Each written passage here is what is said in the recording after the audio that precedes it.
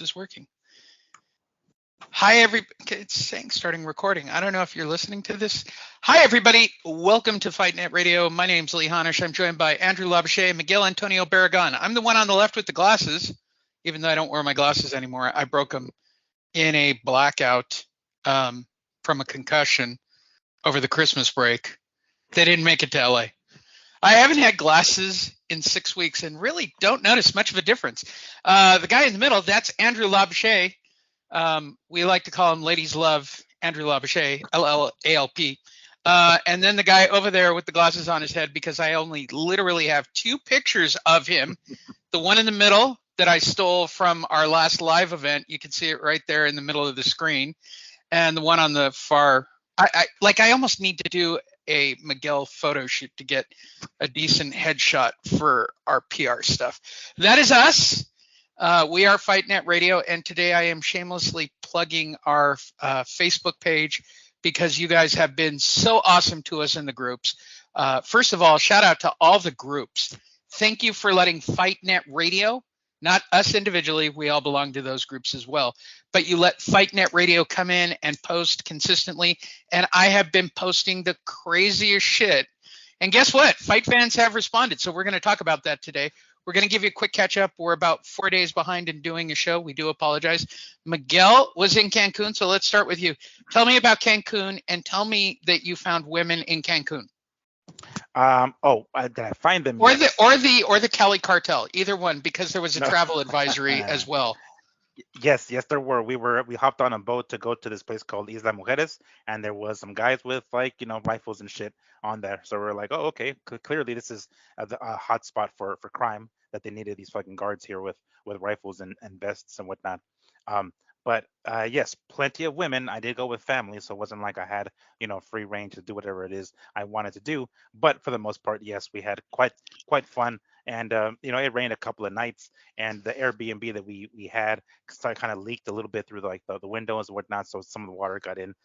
But besides that, it was a magnificent week. It's been a long time since I actually took a full week off of work. Usually I have my extended weekends when I travel to watch fights and whatnot, but it's like a full week. So it was nice. It was hard to get back into the swing of things because it's like a 3-hour difference from here in Cancun. So still trying to shake off the vacay hours.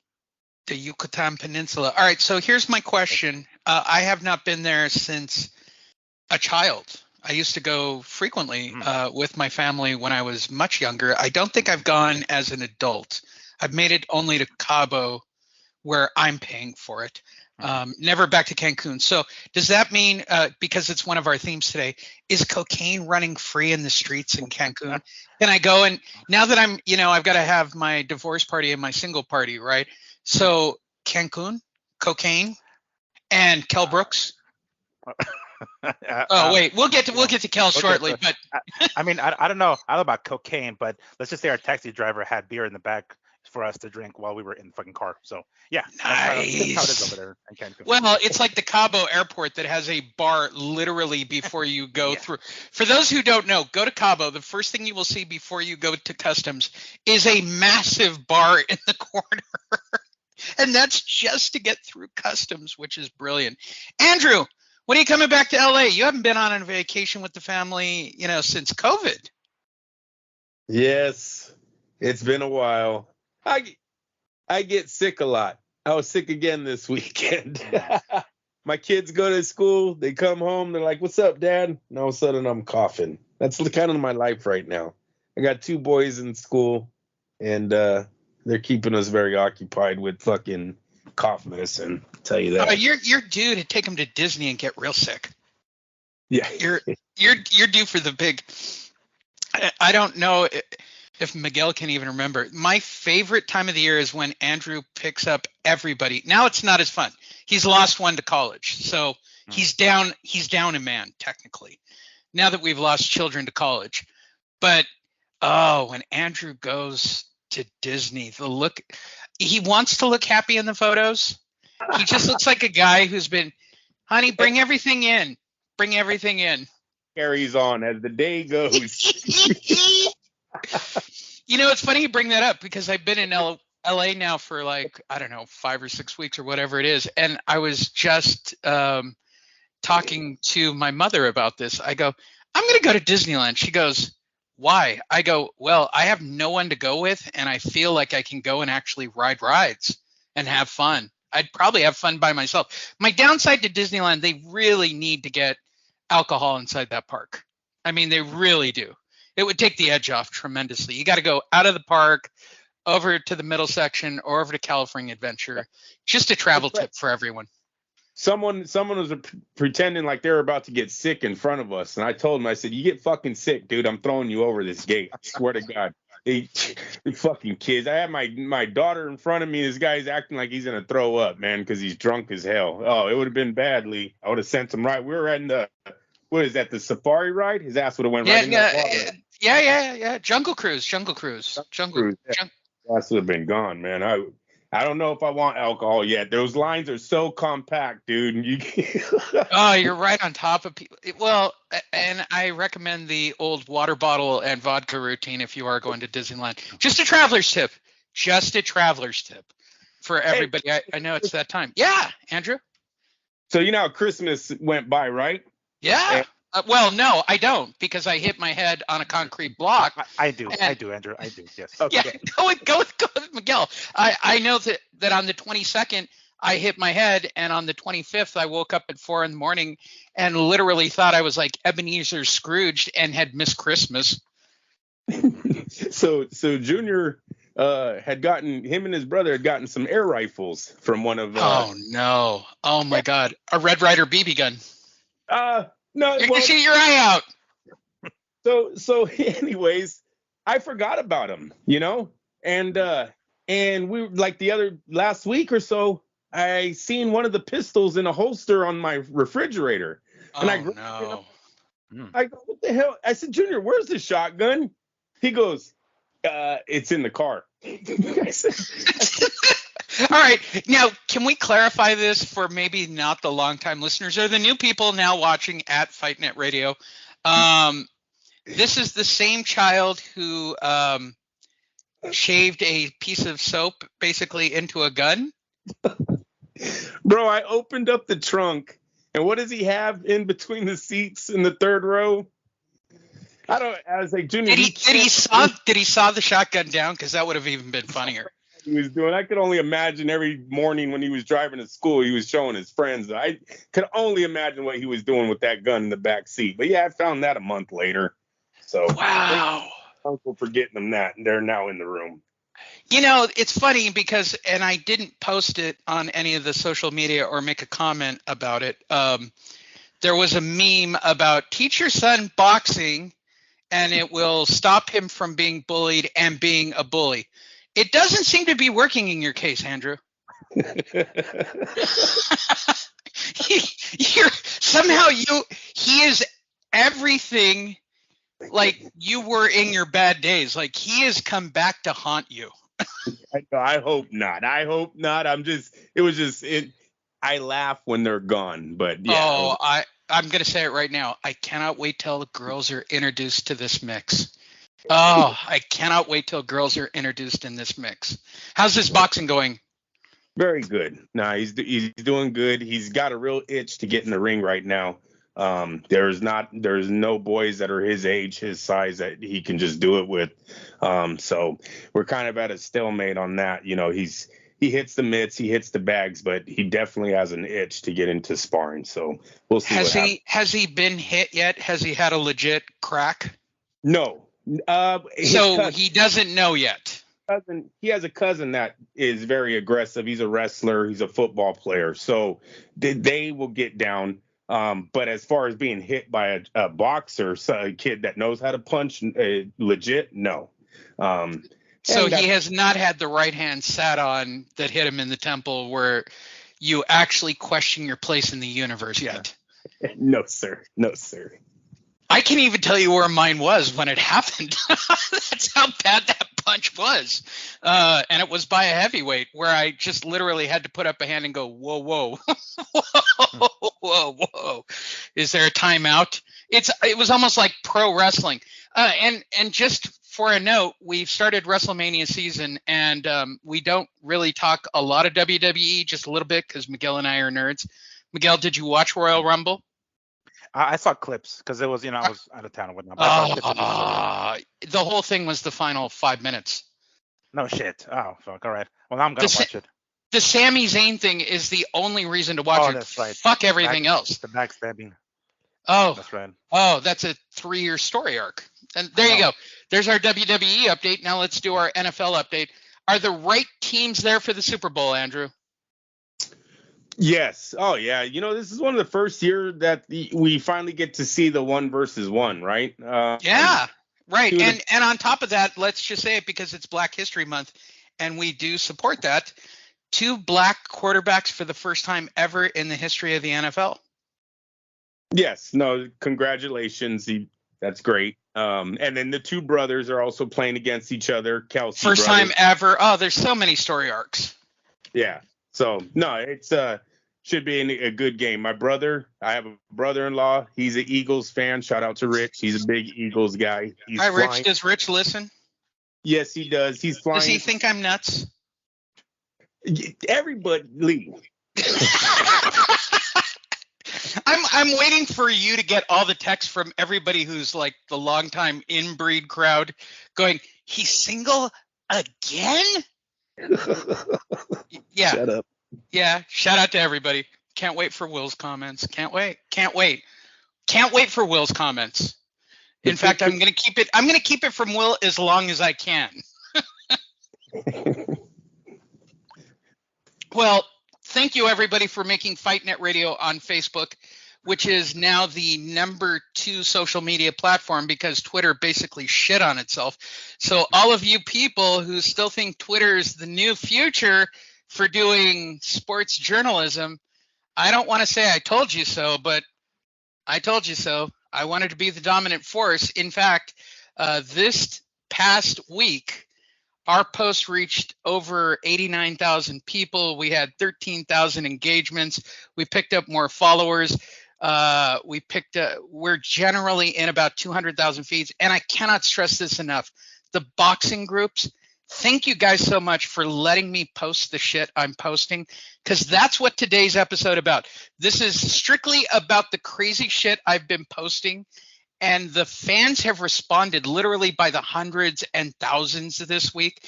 And we're going to talk about all of them, including the fight, and get everybody's feedback. But let's start with Fight Week, shall we? This got hyped up. And there are plenty of memes down the road, right? Like Yardy talks shit, Yard. Technically, it should be Yard, shouldn't it? Yarde. You make the A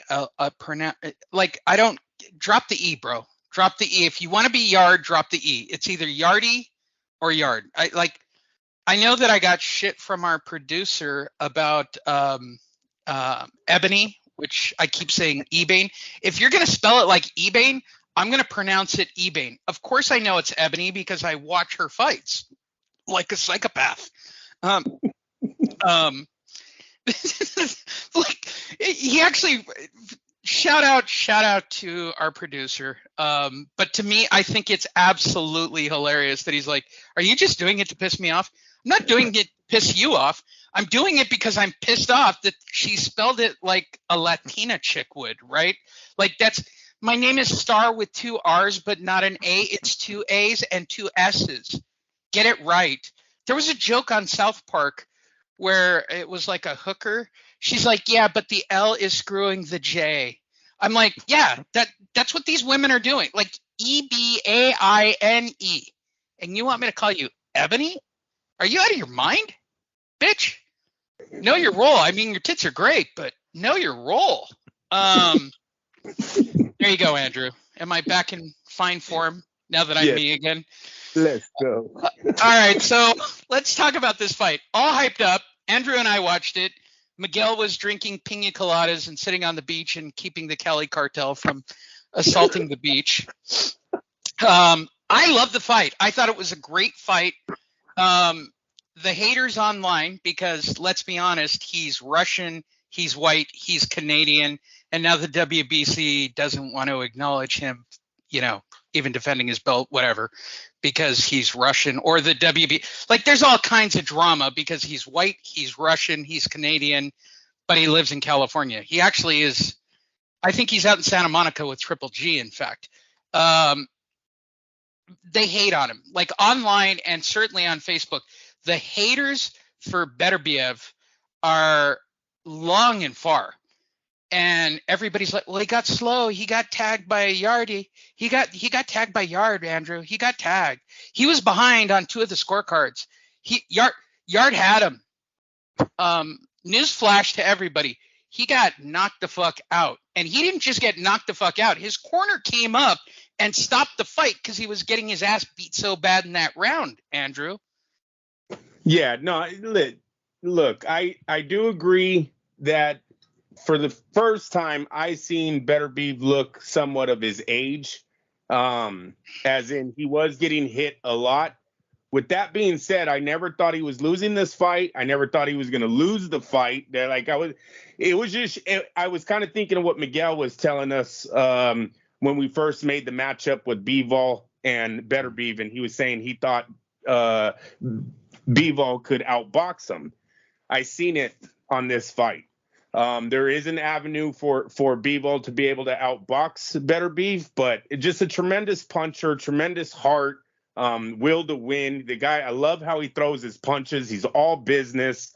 But yeah, Yarde I thought had a little bit more success than I thought he was going to have. So obviously Bivol being a superior boxer to Yarde, very interesting fight now. It made the fight in my opinion. Listen, bro, you don't know. Canelo would beat him, bro. Canelo, by the way, I'm only echoing what I've seen in the comments. Trust me, I'm on this every day, Pump It Up Fight Net Radio. You Canelo fans, just go in the corner and jack off to his picture. I mean, you guys are out of your mind if you think he's got a shot with Beterbiev. Like, this dude's a fucking monster. Yeah, yes. Right now, the fight at light heavyweight should be Bivol and Beterbiev. I know Canelo's going to try to get the rematch with Bivol. That's fine. I have Bivol beating him again, and we're still going to get the fight between the Beterbiev and Bivol at the end of this. But it was an excellent fight. One thing that I got to say, though, Yarde again ran out of gas, 6 minutes into this fight? And when I say he ran out of gas, he couldn't keep the same pace, the pace that he started the fight with. Was he throwing punches? Yes, he was throwing punches, but he looked nothing like in the first round. In round 3, his mouth is already open. He's kind of selectively picking his shots at where he's trying to do. The guy, his whole career, bodybuilder, I think is all they ever said about him. And it showed up again. He doesn't have the enough in the gas tank to go the distance with the higher ranking fighters. Well, if you followed us on social media, let me show our comments. Pro tip, won't go from Fight Net Radio. Guess what? Didn't go. Migs, I'm sure you've rewatched the fight or certainly rewatched the clips. Did Artur get old? Well, see, it's hard to say if he got old or is just the first guy who actually made him look old. Yarde, at least at the very beginning, because towards like the fifth. It's Yard, dude. They said Yard all night. Yarde, like Sade. It should be Yarde. It just makes me so fucking nuts. And he's like spitting out his mouthpiece by the 5th fucking round, So he was had he been able to continue, and then I at some point I saw that Beterbiev like got a cut over that like of the left eye or something like that, and I don't remember if they specified if it was a punch or headbutt, but I don't remember seeing a headbutt at all. So it looked like he could at least was it which one was it, Andrew? No, they never. You're absolutely right, Miguel. Right. And from what I seen, they never told the crowd what it was. They right. Yeah, that was one of those NFL rig things where they're like, nah, I thought it was a punch, bro, because their heads never came together. Yeah, so I agree with you. I didn't see the ref ever give us that confirmation that that it was definitive punched. answer. And I would have assumed that at that point, like, Yarde would have like picked up the pace. It's like, oh shit, I got him cut. There's a possibility. No one said it was a headbutt. So if no one says, or the referee doesn't say it's a headbutt, then it's But all in the air, right? It's a punch. So it's like, dude, go in there, go, whatever was his name, fucking Valine on his ass and try to, end it. Like, fuck it, man, get that cut worse. Rub your glove in that shit. And you take that O and take those belts away. Like, you can do it. But he just didn't have enough gas in the tank to do it, and it was pretty disappointing because, like, we saw Better Be Event. He's been dropped before, right? We've seen him been dropped before, so he's hittable. He's very, very hittable, and it's one of those you things that caught him. yeah, He's human. I'm sure Bivol is watching and saying, like, I can fucking school this guy. I can so school this dude. And it looked like it really, like, last weekend when he fought Yarde. So, that still is the fight to make. And that still is the fight that I want to see. The Canelo should fucking stay at 168 at this point. So seeing okay, there's no way he can beat any of the two top dudes at 175. That'd be Listen, bro, Canelo, you don't know, bro. I've been in East LA again. All right. I've been here for 4 weeks. You don't know, bro. Canelo. Well, old school. I will say this though. I don't know, at least not in recent memory, if Bivol has been hit as hard as Better Be If can crack him. So whether or not he can hold on to those punches, like take those shots, that remains to be seen, of course. But I guess what's the word? Historically speaking, usually the better boxer wins. The better boxer is able to out punch, or not out punch, but like outbox the puncher. Yes, there are exceptions here and there, right? Cotto, Margarito, it does happen, but more often than not, the boxer does end up winning, and that leaned towards Bivol.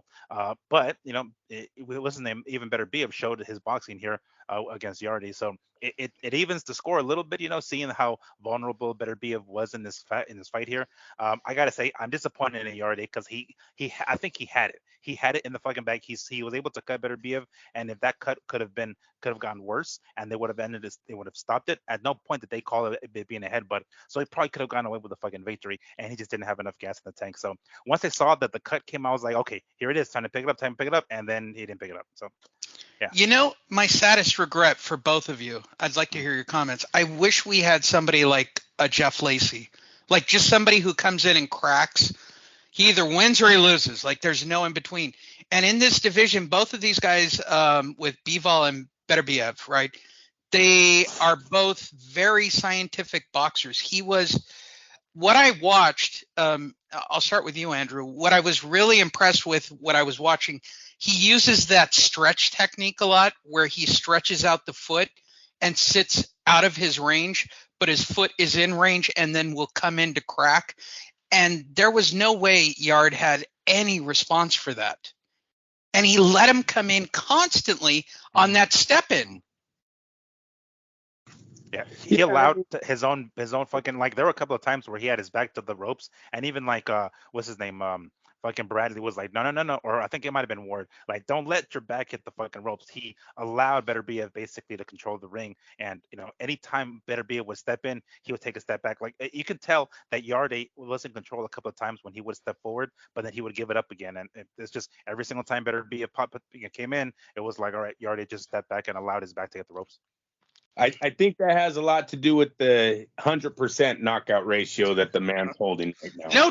No doubt, right? That it is a really good technique and really hard to do, right? Where your foot is in your striking distance, right? If you watch him systematically, he's moving that foot in and inching himself in. He stays out of range, and his foot reaches the range. And when he reaches, he's cracking, Andrew. He's cracking hard. I love point A to point B. There is nothing else. He's throwing straight shots. They're all hard. He just brings it. Look, he was my favorite. I think Bivol Butterbiev would I would wet myself for the fight. It is a fight fans fight. Like, it's not mainstream, but geez, I'd like to see these two get it on. And look, the fight's only going to get bigger if Bivol really does take on Canelo in May and beats him again. It's going to make this fight even bigger than what it is right now. So for the sport of boxing, I would like Canelo to stay away from 175, go back or is it 172? Excuse me. Go back to right. Go back to 168. 68 and a half or 68 or whatever You Fucking wait ridiculous. for Benavidez. If Benavidez gets by Caleb Plant, that could be a big fight for Canelo. Whoa. It's later on in the stories, and I hate to jump ahead because I want to move through all my crazy comments for the past couple of weeks, but did you actually say if with Benavidez and Plant? Are we talking about a different Caleb Plant? Did he suddenly learn how to crack? Well, Caleb's definitely going to be moving in that ring. Mhm. So Benavidez, while he's a tornado, he brings a lot of punches. Caleb can move, he can box. So to me, it's not. But he can't crack. At this weight class, you got to crack and stop these dudes. Go ahead. There's a big difference. This is not lightweights. Lightweights and down, you can box and you can move, right? When you're talking in this weight class, you better be able to put a pop on somebody's ass. I hear you. And I'm not saying that Caleb's the favorite. I'm just saying, it's not 100% Benavidez wins. But if he does, the way that fight is being promoted right now, that can gain a lot of momentum here. Uh-oh. Did I lose you? No, we're here. Okay. That fight could gain a lot of momentum for Canelo, the winner facing Canelo, especially if it's Benavidez. So I would like Canelo not to take another defeat at light heavyweight and just stay at 168, although it does not seem like he's gonna do that.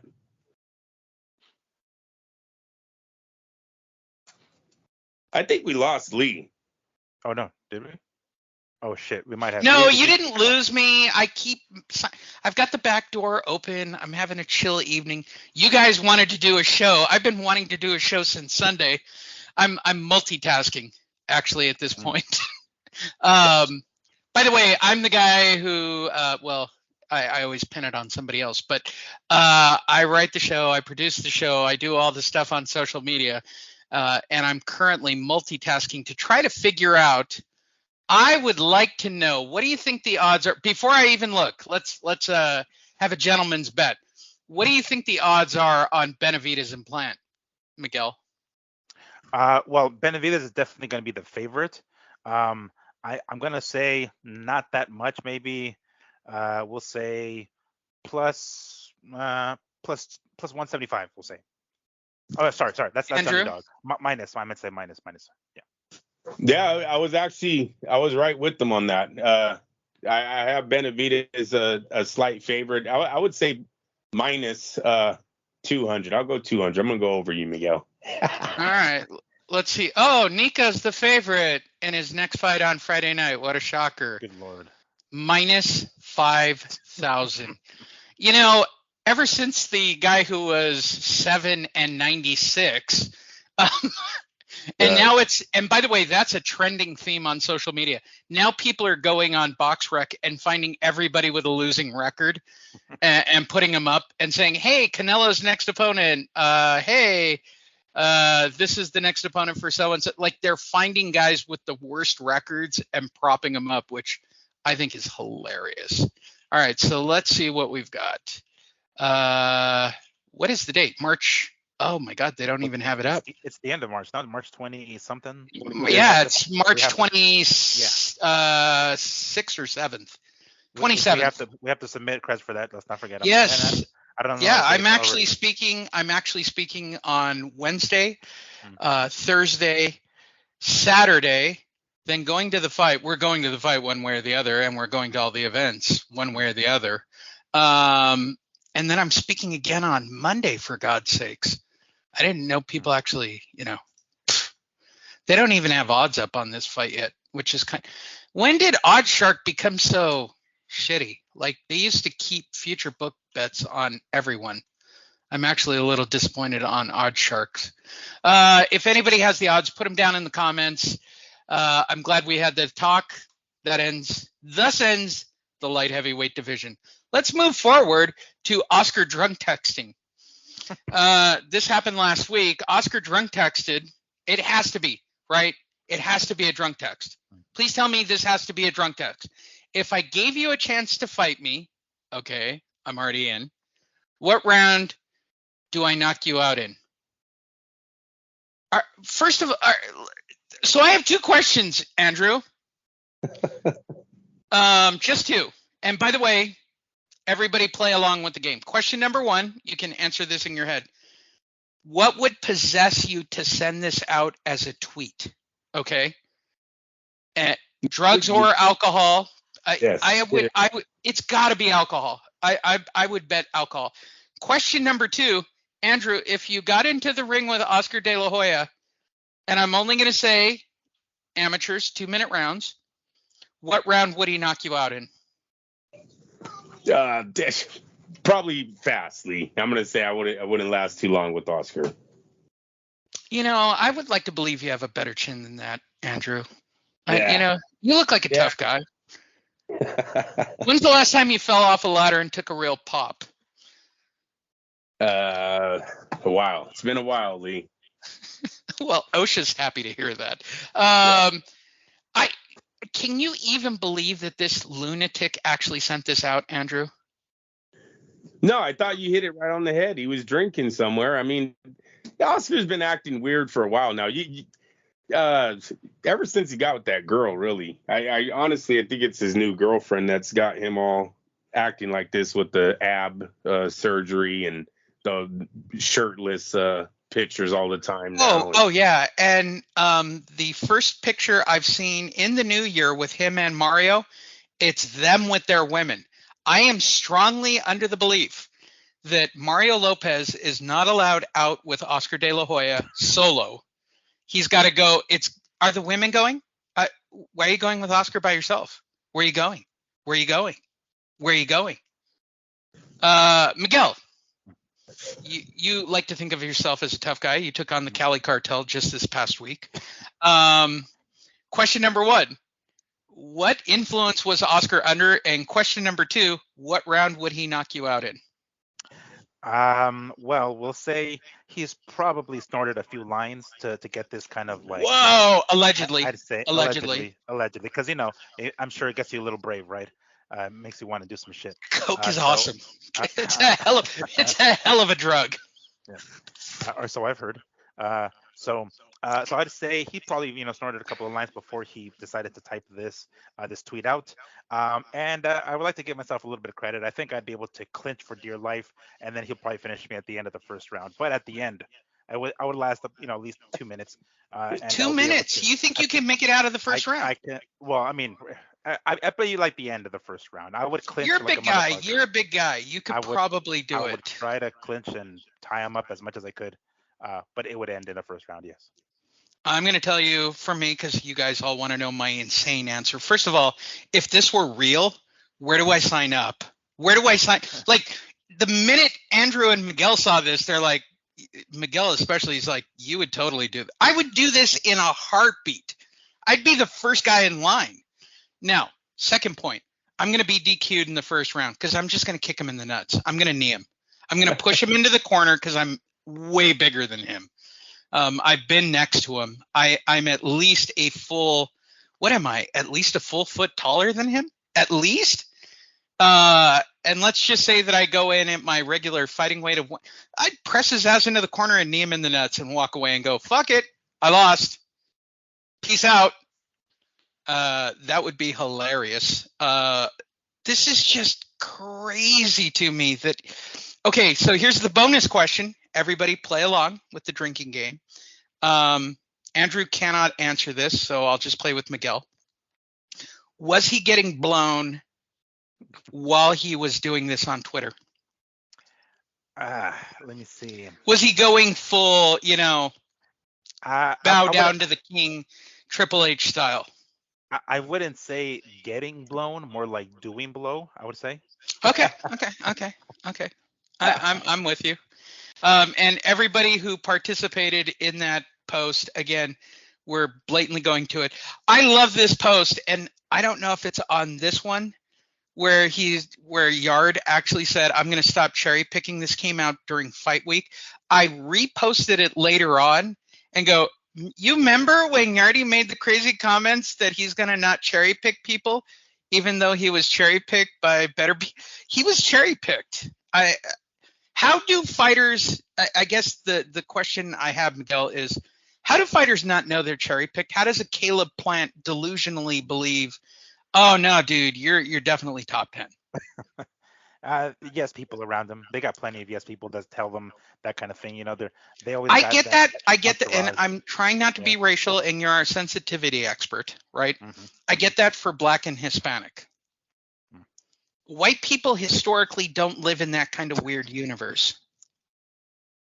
Well, I mean, what kind of white are we talking about? Because I mean, Yeah, because he LaPlante- was kind of Caleb wiggery, Plant right? is- We had breakfast with him. He's very wiggery. right. He's got the little slight hood to him, but he's white as hell. So yeah, he's kind of borderline, I would say. So I guess it would depend, where on the line they fall. But I mean, boxing is boxing. There's gonna be people with entourages. Is how it is. You got a lot of yes people around him.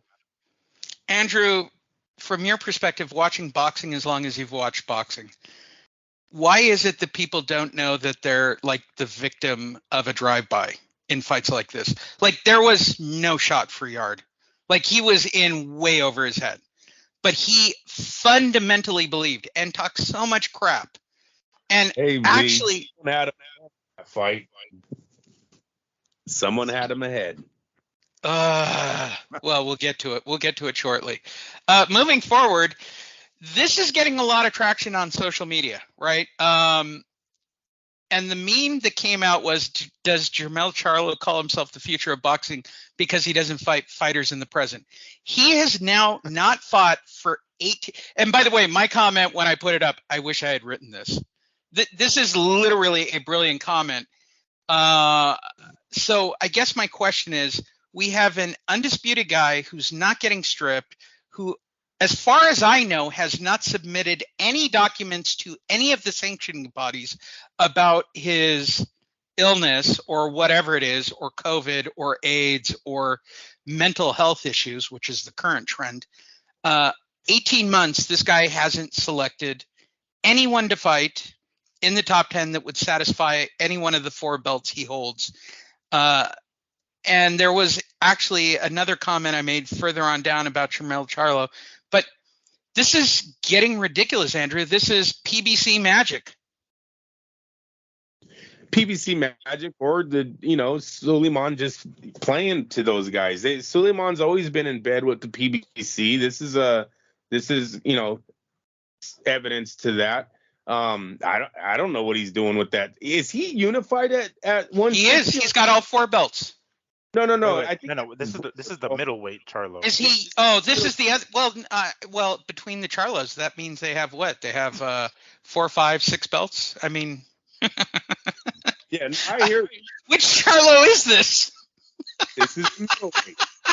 All right, so let's just go with WBC champion Jermell Charlo. Hasn't fought for 18 months, hasn't submitted documents. And by the way, there is a huge trend right now where the sanctioning bodies are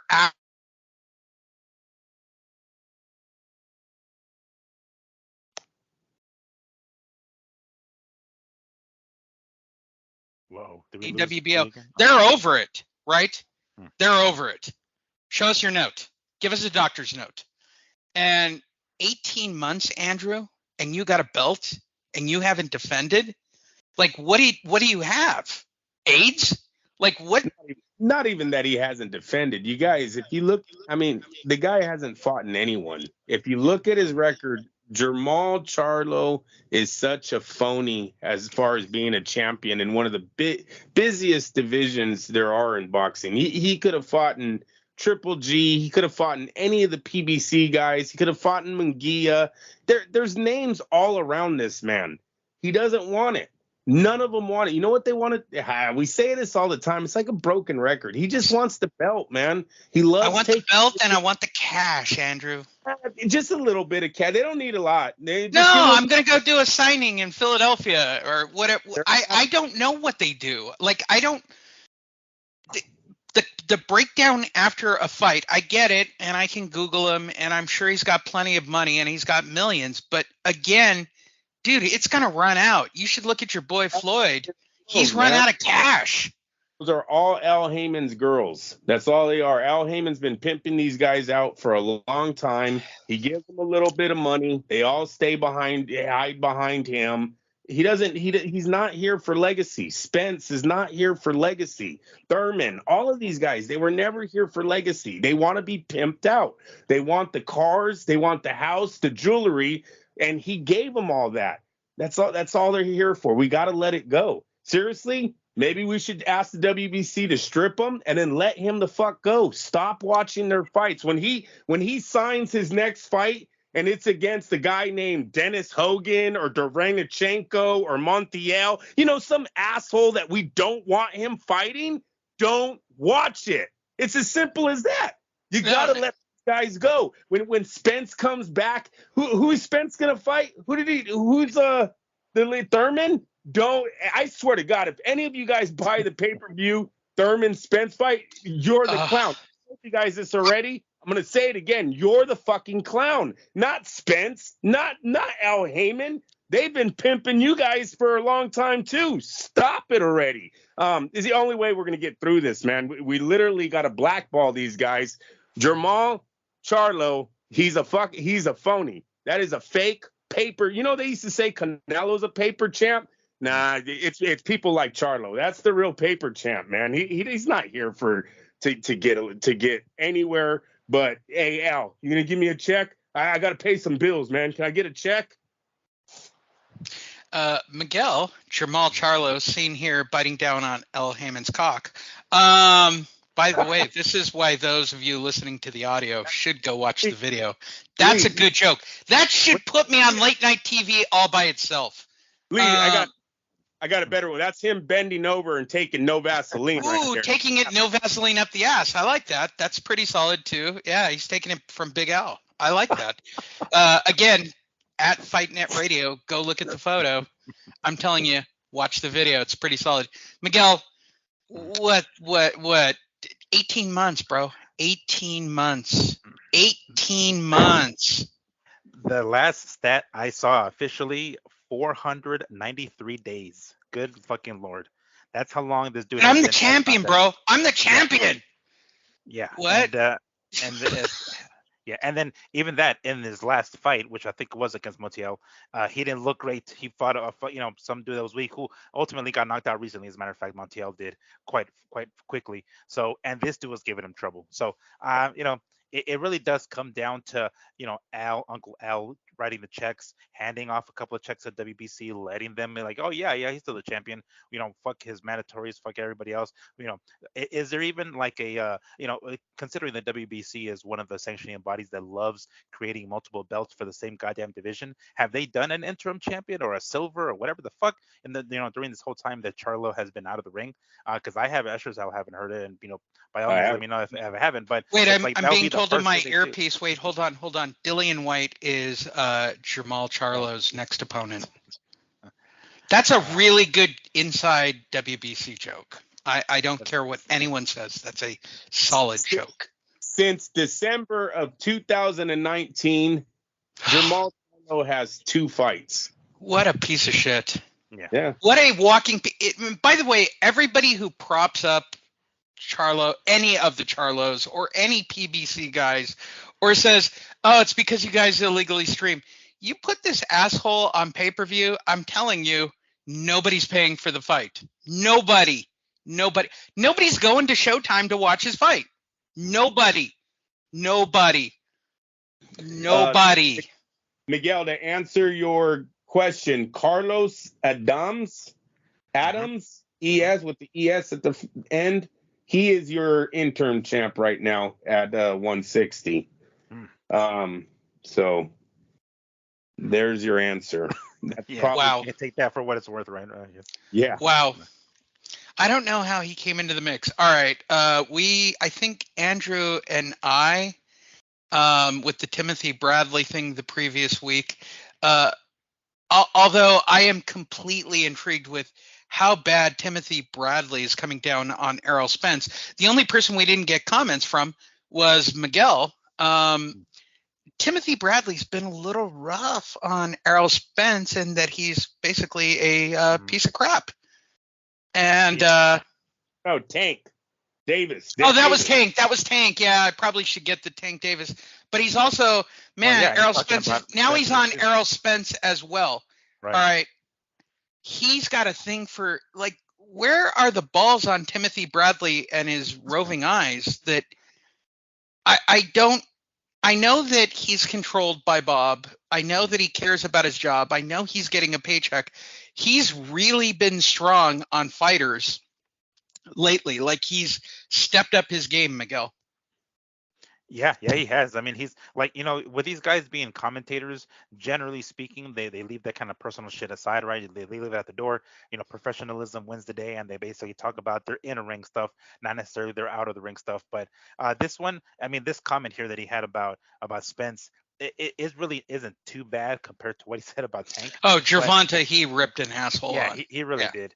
And I mean, really, like what he's ultimately doing is taking jabs at PBC, and rightfully so, really, because like that's what we talk about week in, week out. It's like these dudes don't give a rat's ass about legacy. They sue this Lions only strap season shit, and then they fucking don't fight for like a year. So I can understand where where Bradley's coming from, because obviously we agree with a lot of the shit that he says in regards to Spence and Charlo. But I mean, I don't know. Sometimes sometimes it feels like he's kind of going a little overboard. It's like, dude, keep your personal shit aside, man. Like, calling Tank a piece of shit or whatever it is he called him. It's like, okay, you can have your opinion about him, but don't be fucking airing that shit out like this is some sort of soap opera shit. Don't be doing that tabloid crap and talk smack, because I'm sure I'm sure at some point Tank is gonna snap back at him, right? And we're gonna have this like Twitter or Instagram beef or whatever between the two. He's gonna come out of retirement. He's gonna get a Tank fight.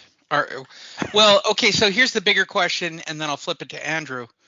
Am I ever going to see this goddamn fight? Because as I hashtagged it, and I'm trying to trend it, hashtag fight not signed. Nor it probably should be hashtag fight not signed, hashtag nor will it ever be signed.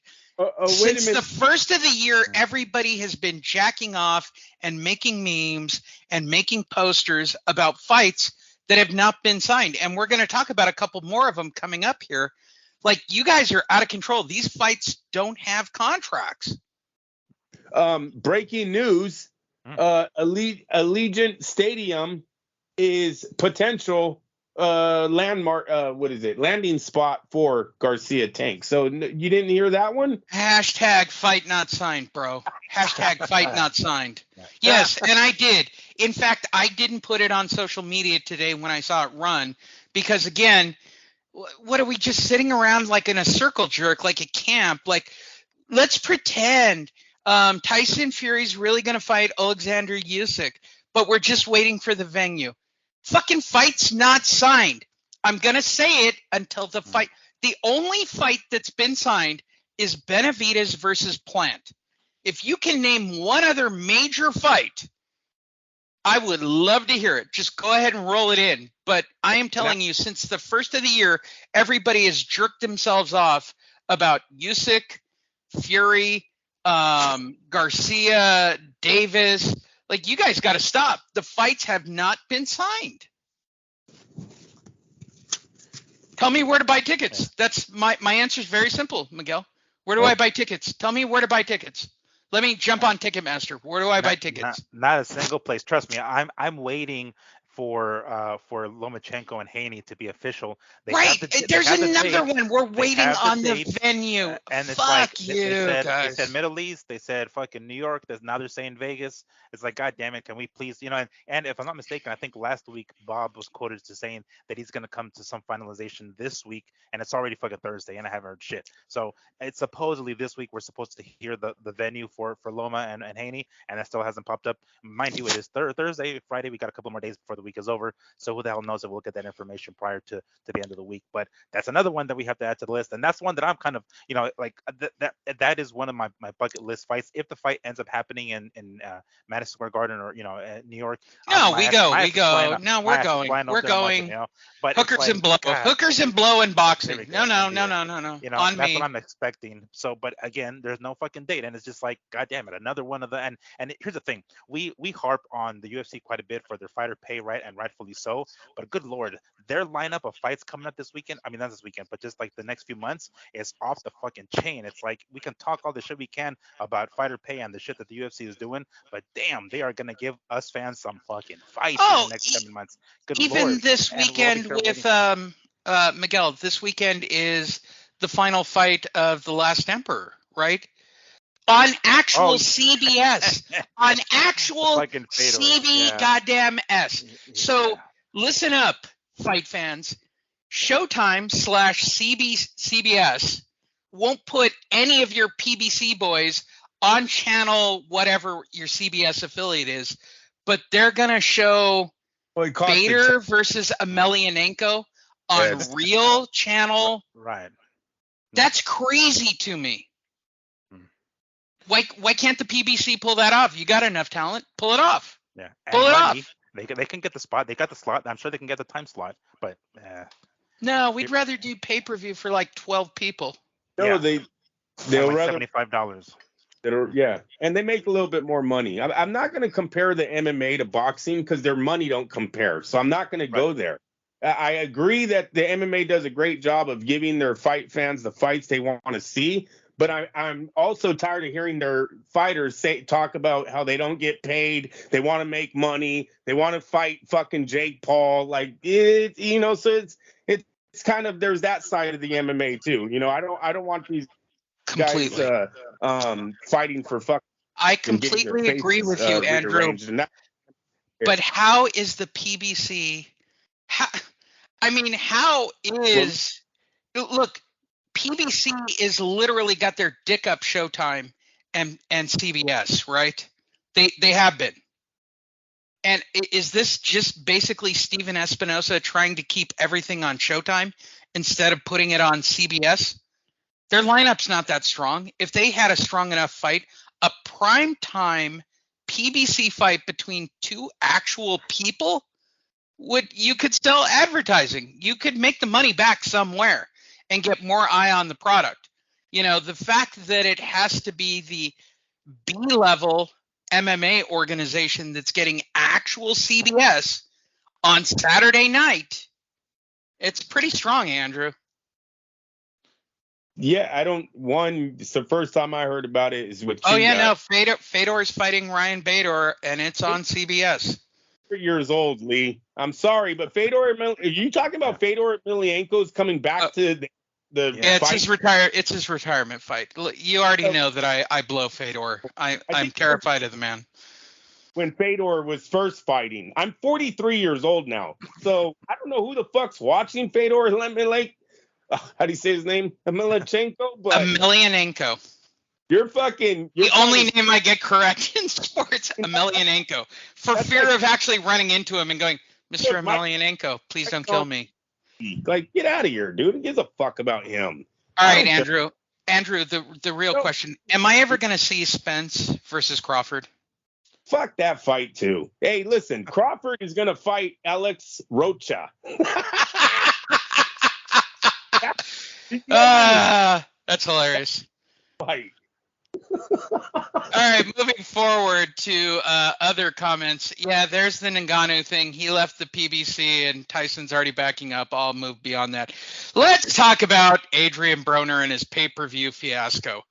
We are now on the third fighter with a guy named, I think it's Mike Williams. Have I got that correct for everyone? I don't even know the dude. Like, fuck. And you still want it to be pay-per-view.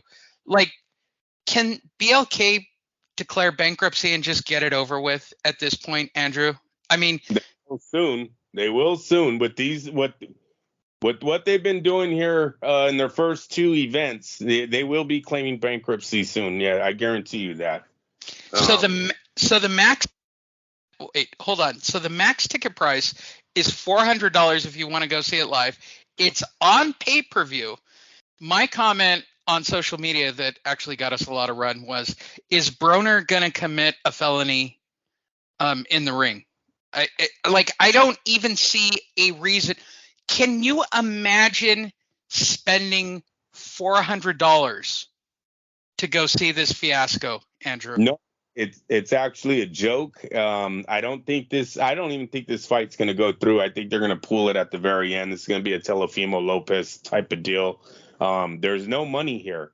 Look, with the pay-per-view numbers that we're seeing out of some of our younger stars, Gervonta Davis, Canelo, Crawford, these guys are stars. All right, these guys are the headliners, right? Adrian Broner is not a fucking headliner, man. Nobody knows it. No one cares about him anymore. Let me put Listen, that. you don't know, bro. Adrian Wait a- Broner said he was going to be champion this year. Maybe free television, Broner might get a little bit of views on him. All right, but for pay-per-view, this thing won't hit 20,000 buys. I guarantee you that. It is not, and they're going to pull the plug on it because they're giving him so much money. It's just a dumb deal. Whoever thought they were going to resurrect Adrian Broner's career to fight Crawford, fire him. Fucking fire him. You know what they should have done? Went right to Crawford. That would have sold more. I swear to God. If they would have just made Broner versus Crawford pay-per-view, that sells more than what they try to do by milking their I'm not even going to say their fan base, but the boxing fan base by trying to milk us and make 2-3 fights out of these two guys. It's not going to work. Crawford already bust. He was already a bust. Broner, I swear to God, it's not even going to go off. Miguel, what say you about the Broner BLK fiasco? Well, I believe this is the third opponent that they're trying to find. It Right is the third. It is, So- yeah, Mr. Williams. I honestly think it's Mike Williams, but this is lucky number 3. Reddick, Hundy, and now this guy. Yeah, right. Yeah, It was Red Cock. Some other guy. And then Lundy, yeah, right. Yeah, exactly. Hank Lundy, and now we're at a guy that nobody knows. You kind of knew Red Cock. You kind of knew Hank Lundy. And guess what? BLK Prime presents a guy you've never fucking heard of. No, and I mean, I think he was someone's fucking sparring partner for all I know.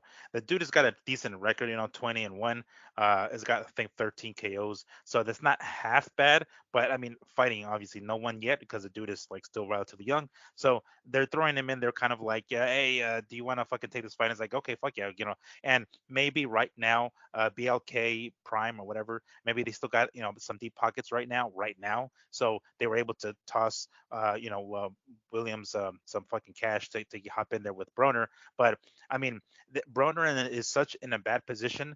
I wouldn't be surprised if he actually loses his fight. If he goes out there and he fights this motherfucker and this dude like spanks his ass, because this guy's is a young cat, he's like coming up. So we all know the Broner formula as of now. He doesn't counterpunch. All you got to do is pressure and put his back up against the ropes, and the dude doesn't throw back. He only throws when he's coming forward. If fucking Jesse Vargas wouldn't ran out of gas, he would have beat his ass. He would have beat Broner by decision. All you got to do is this guy's young, so he's gonna be able to have enough gas in the tank to be able to push and keep Broner on his back foot. And I don't see this fight going any other way really. He has to go in there. If they gave Williams like enough money to be like, all right, dude, we're gonna toss you in there, but don't really kill this motherfucker because he's kind of Broner is one of our quote unquote stars, so don't kill this dude. So he's probably gonna take it easy. That's kind of what I'm thinking. But nonetheless, yeah, I don't even know how much this pay-per-view is gonna be, like $40 or some shit. They like dropped it down to 40, I think. I'm not sure how much it was originally, but nonetheless, this is the third opponent. Third time's the charm, I suppose. I think the fight is still gonna go through. I don't know who the hell's gonna be on the undercard, but thank you VIP box, because that's pretty much while I watch it. But yeah, this is gonna be such a shit show, huh? Adrian Broner, since December, no, this is January. Oh my God, January of 2019, under Big L, has one fight. I don't know. I'm stuck at Michael's alias, which is all one word, Boy Wonder. And by the way, it is the gayest, faggiest nickname ever, being called Boy Wonder, all one word. And for those of you wondering, Lee, that's insensitive to gay people. No, I mean it in the dick-sucking, bend over and grease up way. I mean, Boy Wonder, all one word. That's like a porn alias. I mean, this dude has no bodies on his record. I mean, it's just a list of nobodies. He's fighting 8-round fights, you guys. He's barely at an 8-round fight. His last fight was against a guy who was 13-34. Yeah, you're joking. He was knocked out in his 8-round bout. Yeah, when he got an actual hold of John Bauza, who was 15-0. Yeah, no, this dude's a joke. He only beats 24-24, 2-9, 14-29, 6-23, 32. I mean, 13-11, 4-22, 6-3. This is. Oh my God, Andrew! I really want to win the lottery this weekend. I really want to go 20-0 and retire. Yeah, Lee found our first opponent too. What was his record, Lee? Yeah, no, the guy they had the other weekend. He's a tough dude, man. He takes a beating. No, but what he went right down. Remember, the punch didn't even land. Oh, the one punch guy. Yeah, that was pretty. That was pretty ridiculous on that card. Yeah, God. If you're gonna take a dive, make it look good. I mean, let me give you some advice as somebody who's really thought this out. If you're going to pay off a fighter to take a dive, make it look good, please. I mean, I'm paying you good cash. I mean, at least make sure it's not a jab that takes you out. God damn. Ridiculous. There's my Yard comments. I feel bad for Yard. He really believed himself. Let's get back to Oscar's drunk texts and now drunk signings. He has been seen now approaching Terence Crawford. He has on multiple occasions over the last couple of weeks made a couple of comments about Terence Crawford being a part of the Golden Boy family, Miguel. Again, I still think this is Oscar waking up from 2 or 3 days of drinking and sobering up. By the way, in this photo, great man tits, and the abs are not really working in this photo. They're really not. I mean, maybe it's a bad angle, but he's definitely a little puffy. That looks like a few days of drinking. Yeah, kind of retaining a little water there. That's just pretty much a bit. what it's looking like. I mean, all right. Is Terence Crawford desperate enough to sign with Oscar? Man, I unfortunately I'm gonna have to say yes. I think he's at that point. I think he's at that point where he's like, damn, I got no promotional umph behind me. I got no promotional hype machine behind me. None of that umph that usually you have. I mean, not that he necessarily needs it, because we know everybody knows Crawford. Usually people get with promoters because they need to get some sort of recognition, right, and notoriety. And oftentimes, depending on their pull or their stardom, they're able to go out on their own. Well, Crawford hasn't exactly got that. He's still, right, according to Bob Arum, a singles hitter or a doubles or whatever the hell he calls him. So I think at this point he's kind of realizing, like, damn, my prime, or if it's not already over, it's on the way out. So he's like, shit, let me just try to get this last second buzzer beater and sign with De La Hoya and see if I can get me some fucking mega millions before the end of my career. So it does look, it does kind of give you that hint, that smell of desperation. Yeah. Andrew. Yeah, no, totally. Is this drunk signing, as I referred to it? No, look, you can't knock Oscar for trying to go out and sign. Well, Crawford. He has no talent. He has no talent. So if he can find a free agent. Stop. You always say this. Oscar is the second strongest promoter in the sport of boxing. If he has Virgil Ortiz to match up with him. He has Alex Rocha to match up with him. This is way better than what we've seen him fight the other day with the BLK company. So. And then he still has he's still De La Hoya. He's still Golden Boy. So no, this is Terence Crawford's last shot at trying to make it in this sport. Look, he went out on his own. It didn't fucking work, you guys. He went to Eddie Hearn. He went to fucking PBC. He tried to do a fight on his own with Al Heyman. None of it worked. He's got to get a powerhouse promotional company behind him. And yes, that is still Oscar De La Hoya. That is still Bernard Hopkins. They're like the only ones left. It's not going to be Eddie Hearn. What did Eddie Hearn say? What he's asking for is too much money. And I'm sorry, unless Terence Crawford wants to move over to the UK and start fighting all of DAZN's guys over there, Eddie Hearn don't have shit here in America. He's not a powerhouse here in America. It's Oscar. So he goes over to Oscar. They try to get the fight. Look, they're talking about the Rocha fight would be the first one. And then after that, if the relationship's good, I see them moving forward with Terence Crawford. I like this move. I don't really care about the Rocha fight. Shout out to Alex for getting that shot at Terrence Crawford. Does he deserve it? It's probably just the belt that he's holding that's getting him there more than the opponents that he's beaten that got him there. But whatever the case, yes, he needs to do this. See, he's in no man's land without a strong promotional company behind him. All right, fair enough. Moving forward, there he is, Andrew. Daryl Sharp. Yeah. This is the craziest record that has ever been put on any What stream. in the hell? 7-96, and he was booked for. He had a fight in 2 weeks. They actually brought it up on the show. He's got like his next 3 fights signed. Good Lord. What in the fuck? Wow.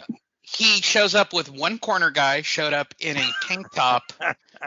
Yeah, And my comment is very correct. This is a dude who's at least cashing checks. Yeah. No, hey, Lee, he would fight you for, you would get, that's pin number 1 right there, baby. That'll look great on my body list. he's got one dude in his corner that does everything. He's like, the one guy does the cut man, he does the fucking training, he does the fucking water. One guy in his corner, he does everything. Oh, yeah, it's great. And it was. All right, so later on, a few days ago, Adrian Broner is still trying to keep everybody interested, and Adrian Broner wrote a list of, I've overcome too much to stop here. Nobody agrees with you at that comment, but all right, let's see what you've overcome. Bankruptcy. All right. Well, 50% of Americans have done that once, but all right. Toxic relationships. Okay. Alcohol abuse, sexual temptation. By the way, sexual temptation is We're dudes, man. We all have sexual temptation. We got gambling. Testosterone. That drives fucking reproduction. Come on, bro.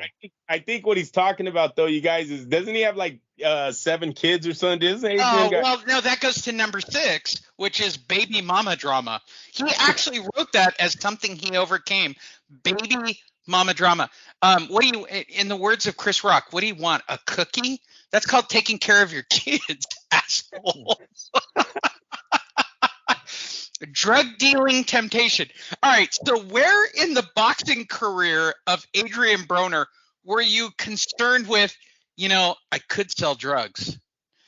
The shit he wrote, verbal abuse from who? Us, the fans? Oh, he's flushing $100 bills, you guys? Remember that? Wiping his ass with money? Yeah.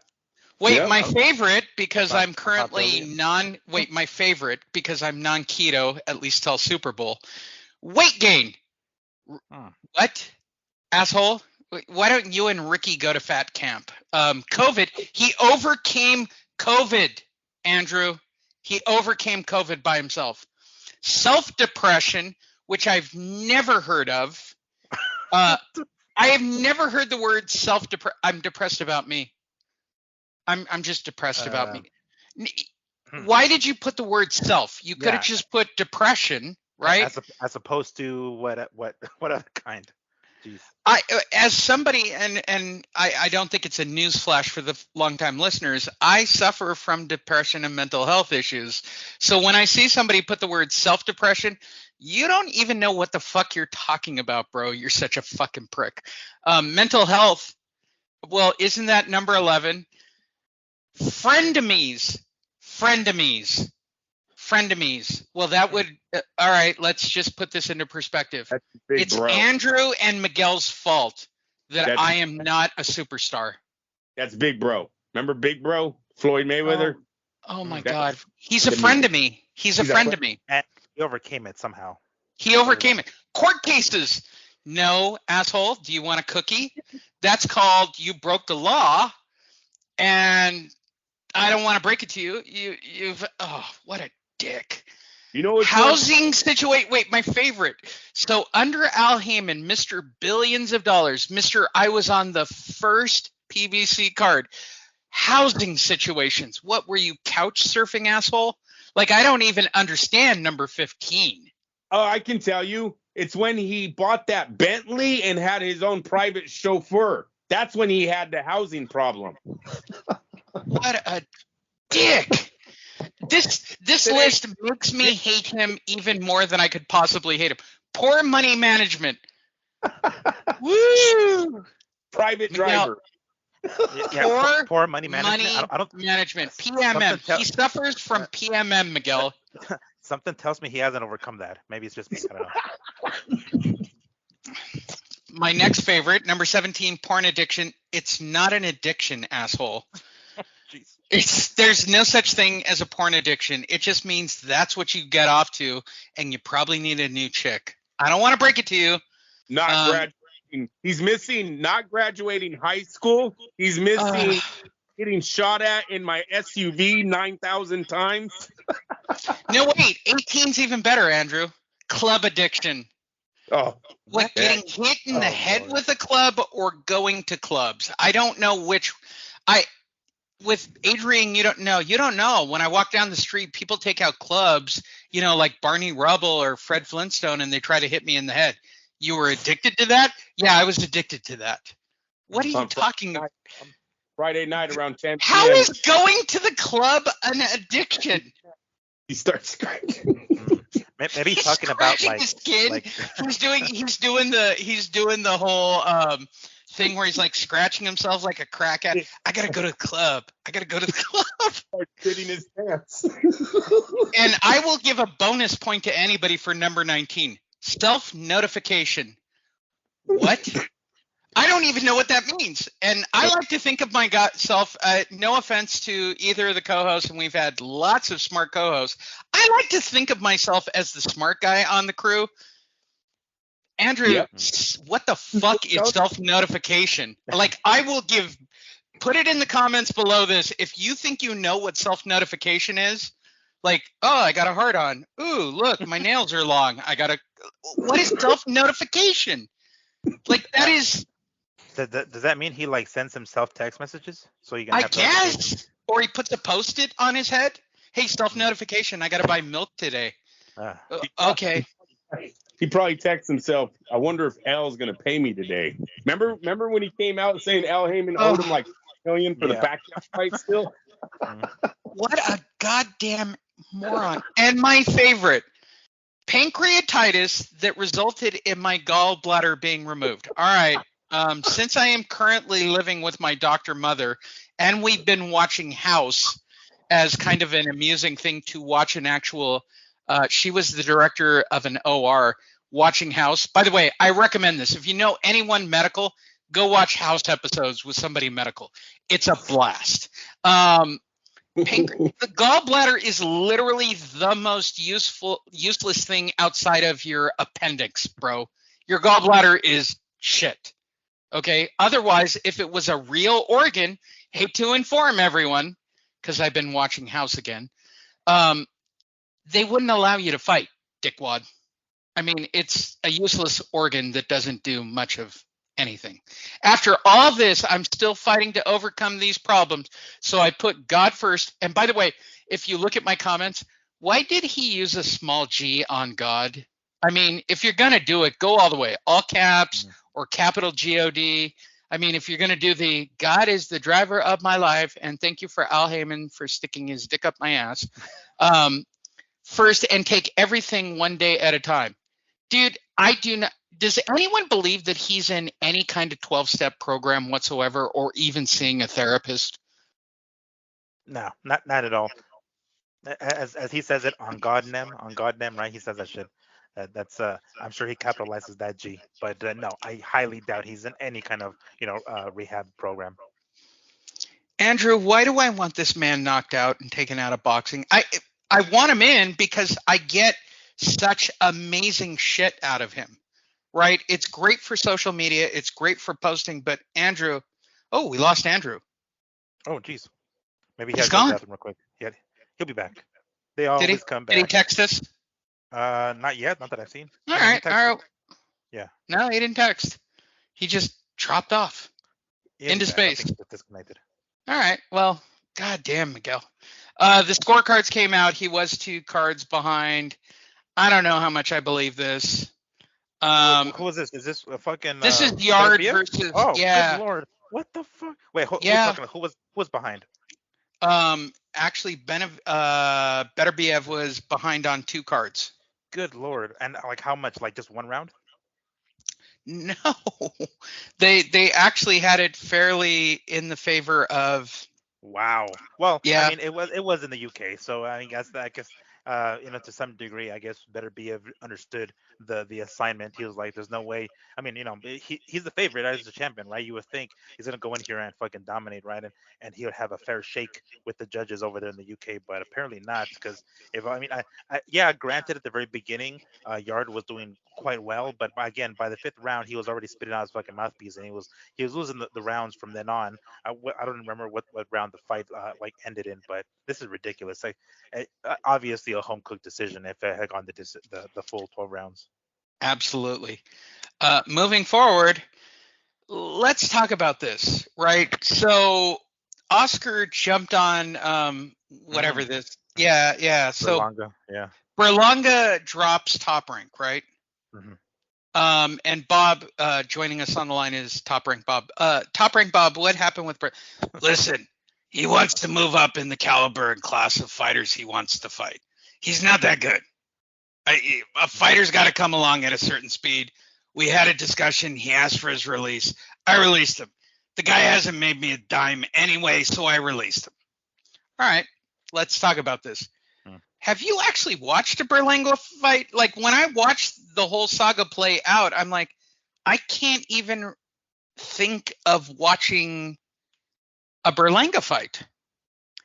I do. I mean, more often than not, he's placed on undercards, right? That's usually how it is. Maybe once or twice, I think he's main evented. I think I'm not entirely sure, but basically they're following the same formula. This is what Bob does. He's doing the same thing with Xander Zayas as well. So he's putting these guys, right, these Latinos on the card because he's trying to build up his Puerto Rican, fan base again, and it's pretty much fallen on his face with Berlanga. He's still undefeated, right? I believe so. I don't think he's lost yet, and he's knocking people out. He's still a powerhouse at 168, but he's super young. He's been hurt and dropped a couple of times in his fucking career as it is. So I think that is where Bob had to kind of take a step back and was like, all right, hold up, let's not push him forward that much, because I mean the kid's he's cocky as fuck, right? Anytime he wins by KO, he hops on the ropes and he's like, I'm a fucking monster, or whatever the hell he is to Shez. So he dude's really like on his own nuts. So he needed to get humbled, and he got dropped in one of the most recent fights. So you would think that did it, and then he even got suspended, right, for biting that motherfucker. So he's been through some shit, right? Dude needs to be like checked. See, he needs to have somebody like check his ass. I don't know if De La Hoya is going to be the one to do that, or anybody that's in De La Hoya's team that's going to be able to kind of like get his career like back on track of where it was going. I'm not sure if this is the you've said this earlier, but I mean, I agree with Andrew. De La Hoya does have talent. He doesn't need Berlanga. I mean, I guess he's trying to get, another Canelo opponent. I'm sure that's probably the direction he's trying to go, right? Trying to basically move a couple of steps ahead of everybody else and trying to get a potential, another Mexico versus Puerto Rico fight at 168 if he can get this dude developed quick enough to maybe throw his ass at fucking Canelo. But anyway, yeah, this again kind of smells of desperation. We see Berlanga here now along with Crawford. He got dropped by a promotional outfit, in Top Rank, who is solid in creating stars. So it's just, if one reason that shit didn't work out, it's probably the fighter that's the problem. I have to assume that's Berlanga that's the issue here. But yeah, I mean, I don't think it's going to work out. I don't think it's going to help him. I mean, he needs De La Hoya obviously a lot more than De La Hoya needs him. But yeah, this again smells of desperation here. I'm not sure what exactly they're trying to do. Trying to, give us little what is these like teasers. No, we can watch him fight, 4-26 guys for a while under Oscar, I guess. But if he's really obsessed with moving up in class and chasing it, can't wait. Can't wait. We'll see if Bob's right. Generally speaking, Bob's right. As a programming note, Andrew has been consumed by his family. Best wishes to Andrew. His exact words, please finish the show. All right, let's talk about another not signed freaking fight. Deontay Wilder, Tyson Fury, Anthony Joshua. So Anthony Joshua put out this crazy, I'm going to fight 3 guys at the end of the year. The heavyweights are all up in the air. There have been rumors about Deontay Wilder fighting what's his name from Calexico? Why am I? Ruiz, right? Yes. They're talking about that fight. By the way, not signed. Tyson Mm-hmm. Fury fighting Usyk. Alexander Usyk. They're apparently trying to figure out the venue. Anthony Joshua is trying to find a trainer and claims he wants to fight all of these guys. Am I going to get a real fight this year out of anybody in the heavyweight division at all? Call me naive, but I have to say yes. It is early in the year. We are talking about early, February now. I granted we were having this conversation at the beginning of January, and we're still not anywhere. We haven't advanced any.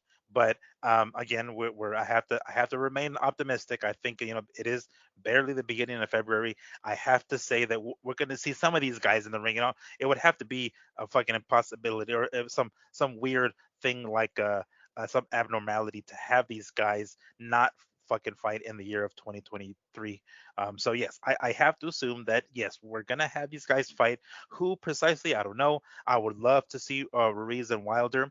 Wilder came back with that fight in Hellenius and took that motherfucker out in the first round. So I'm sure he's got confidence again, which is great. I would love to see him in the ring with Ruiz. As far as AJ, I don't know. I want to say Hearn said that he wants him in the ring, or he told Hearn that he wants to fight 3 times in a year. Yeah. We're already in February, and that hasn't happened yet. For him to be able to get to spread that out throughout the year, I think he needs to come up with an opponent now, so he can have training camp and get the first fight out of the way in the first quarter of 2023. Does he have a trainer? You know what? I think he does. I just don't remember who. I could have sworn I read recently that he found a dude. I think. Maybe I'm confusing somebody else, but I'm almost positive. I haven't seen it, or I would have been on it. I'm not really sure about that. Moving on, the PBC card for the next 3 months. All right, just give me your chub meter. Vargas versus Foster. I'm a fan of Vargas. I'm not too familiar with Foster. Not that. I mean, again, it involves both fighters. When both opponents are going to be, our top-notch dudes and guys that I'm familiar with and I'm looking forward to, it would land on the chub meter. That first one, no. I'm a fan of Vargas, but I got to look into Foster. But I'm going to say no as of right now. Matias Ponce. No, no, not at all.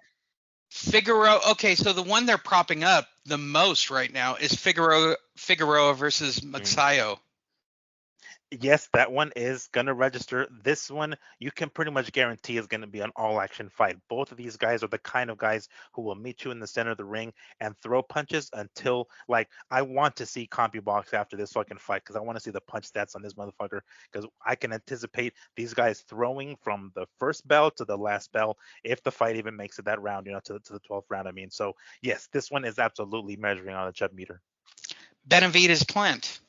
Yes, of course. This is the kind of fights we want to see from PBC. They picked the smallest arena in Vegas, by the way. What? No. Which one did they choose? MGM Grand is the smallest arena. Oh, fuck. They chose the MGM? No shit. God damn it is. Technically. And at least Mandalay Bays, they got like 17K. No, MGM Grand. We're going to the old green building. No, the green seats. Nah. All right. Well, fuck it, whatever. But yes, this one absolutely is going to measure on the chub meter. This is the kind of fights we ask of, boxing and PBC in particular. We want to see the top guys. They PBC is pretty much has a monopoly on a couple of these weight divisions, 168 being one of them. And when we have 2 top guys who been basically circling one another for a few years already, and they're finally going to fight. I'm looking forward to it. And of course I'm going to be rooting for Benavidez. I am a fan of Benavidez, so I'll be a little biased there. But yes, this absolutely is going to measure on the chub meter as well. Won't go 6 rounds. No, won't go 6.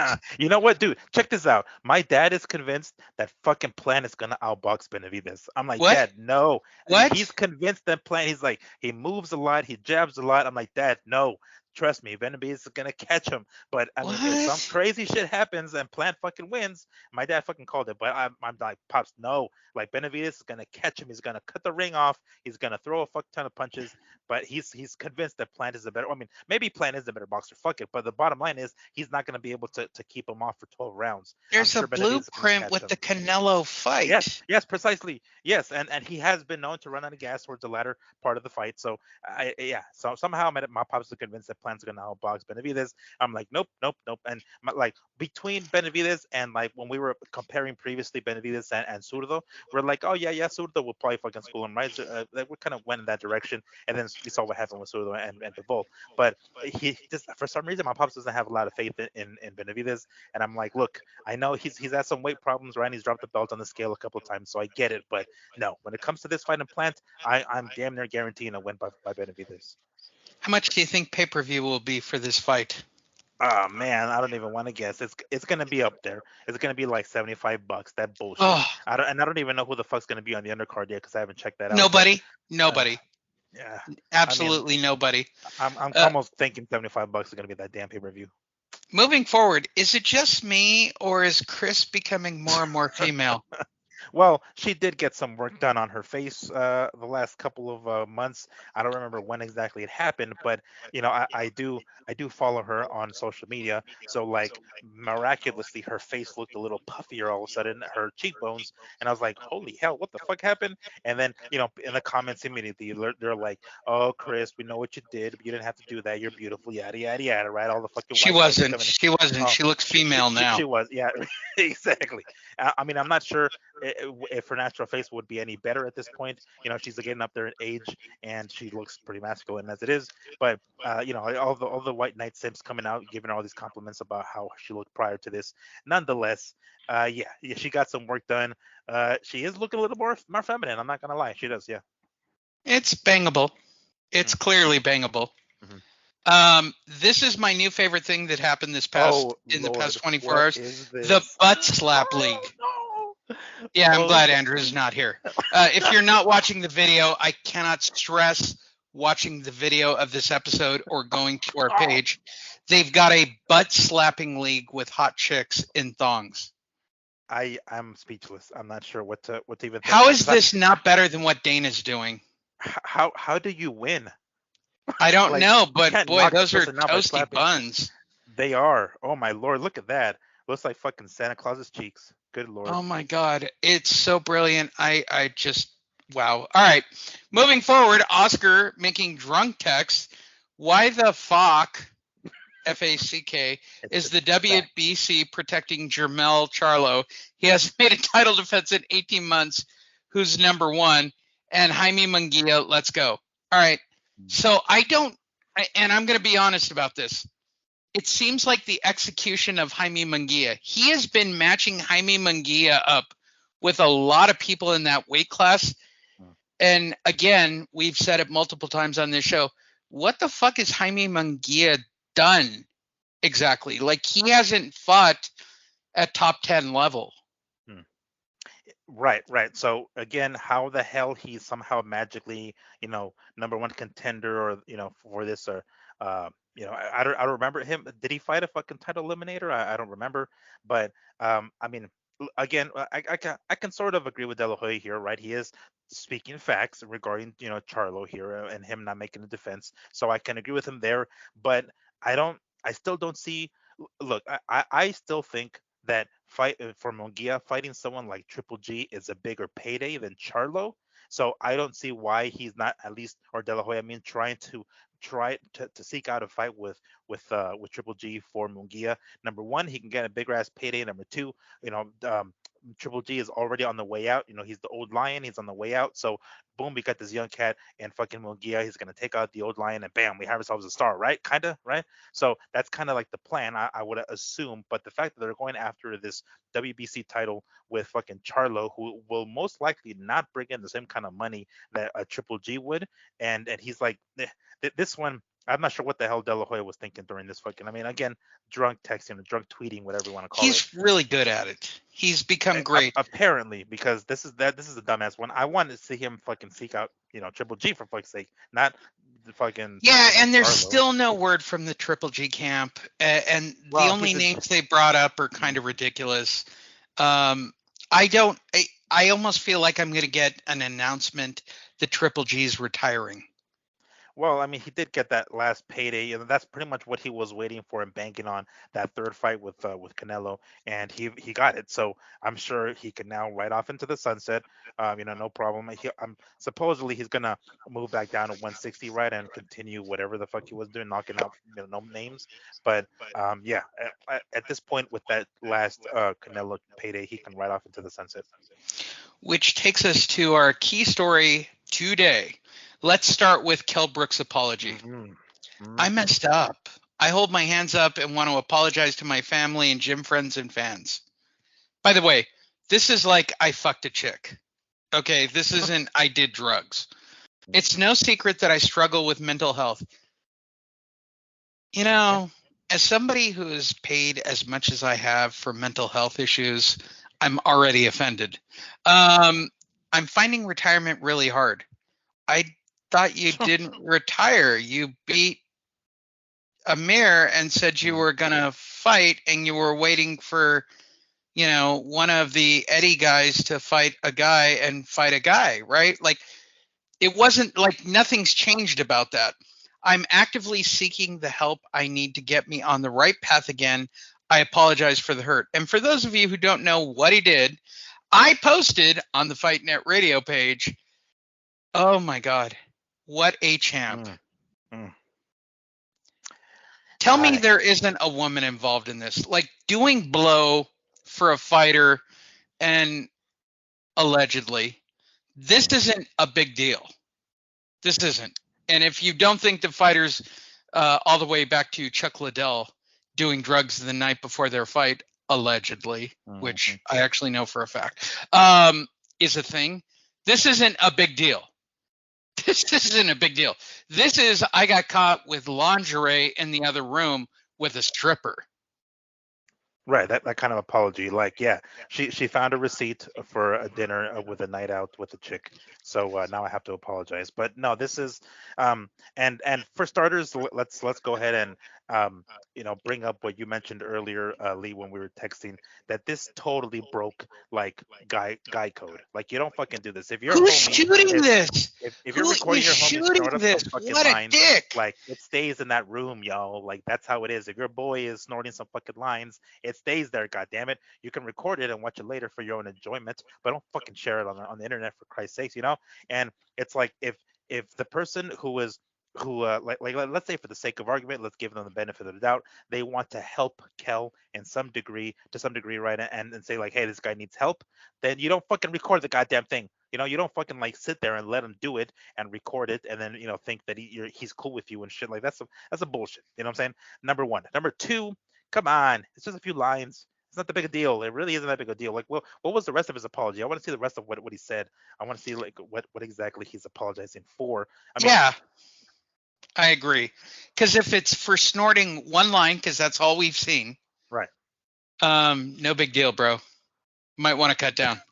Want to cut down. Yeah, you might want to cut down on. There isn't even that much cocaine on the table for me to go, you got a problem. As a person who struggles with that particular problem, dude, you don't even have a problem yet. In the words of Sam Kinison, you still have a house and a car. This isn't a problem. This is, you got caught on camera. Yeah, precisely, and not even caught per se, because it was just like, somebody had one of his homies recording it, and then they fucking decided to sell it to TMZ or whoever, the Sun or whatever. So it's just like, oh, come the fuck on. But I mean, I don't know if he's officially retired yet. I don't remember him saying that, but maybe he did. Fuck if I know. But I mean, let the man enjoy his goddamn retirement and let him snort his goddamn line. It's a little blow, and he's getting drunk. But I guarantee there's a woman in this story. I guarantee, like, I am calling it right now. There is a woman in this story. But what do you mean? Like, a woman, like his girl, is making him apologize for this shit? Yeah. Oh, yeah. Well, I mean, historically, Ryan Garcia, as well as many others, right? The mental health issue isn't I did drugs to combat my depression or other things, right? It's because you got caught with your dick in somebody else, bro. Yeah. And for anybody who needs reference, go watch South Park. I think they covered it exceptionally well on the topic of sex addiction. Hmm. And that's FightNet Radio. Please follow us on social media at FightNet Radio. On behalf of Andrew Labouche, Miguel Antonio Barragan, we really do appreciate literally 250,000 of you, getting our information, hundreds of thousands of people engaging with our content, and all of you being very kind. And I expected negative comments. I put some very crazy comments up to kind of push out the content as well as our own episodes. We really do appreciate you, especially, and we respect all of you who still listen to any of the audio broadcast on terrestrial or even on podcast feeds. We really do appreciate you. We're still kicking it out. We're still doing it our way. Anything you'd like to add, Miguel? Well, nothing. It's good to be back. I took a couple of weeks off, and it was nice. Even though I was out having a nice vacay with the fam, I missed doing the FNRs and getting these shows, rocking these shows out. So yes, now first and foremost, it is absolutely good to be back. And don't forget, there's gonna be some boxing this weekend. We're gonna see Amanda Serrano and Erica Cruz on DAZN. So yeah, make sure to check that shit out.